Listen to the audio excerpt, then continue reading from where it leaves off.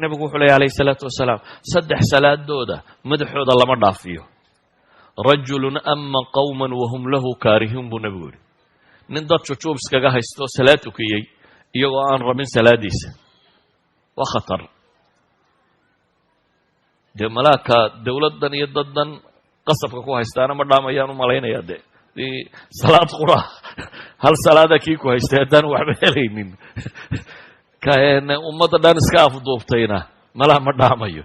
laakiin xadiidka naskiisu wuxuu sheegayaa man ama qawman wahum lahu kaarihuun, ninka dad imaam u noqda iyagoo neceb oo aan rabin. walidalik a'imada masaajidda iyo ragga masaajidda tukiya waxa fiican inuu qulubta dadka ilaaliyo oo dadku qof ay raalli ka yihiin inuu noqdo maxay qofka dadka tukinaya, oo masaajidka inaan lagu haysanin uun maxaa qorsakaara ma tirahdaan maxaa tiraahdaa inaanu iska afduubanine inay muslimku wada socdaan, qulubtu inay wada socotaaba ka muhiimsan waxa kaloo dhan. sidaa ogeed buu nebigu yidhi wamra'atan baatat wa zawjuha calayha saakhitun, gabadh hoyatay iyadoo ninkeedu u cadhaysayayana wax laga aqbali maayo. idan dumarka muslimiinta waxa saaran inay isku dayaan zawjkeeda inay raali geliso. wamra'atan casat zawjaha xataa tarjicna xadiis kale sheegayay.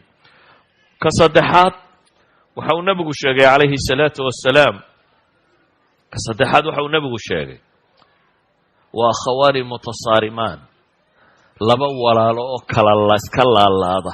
xadiidkii muxuu sheegayay qof kasta oo ilaahay rumeeya, qof kastaoo laa yushriku billahi shay-an, marka acmaasha ilaahay loo bandhigo khabiisaha iyo meelahaas oo kale in ilaahay dembigo dhaafo. xadiiskii sheegayay saxiixeynka ku yaallay laba mooyaane buu nebigu yidhi.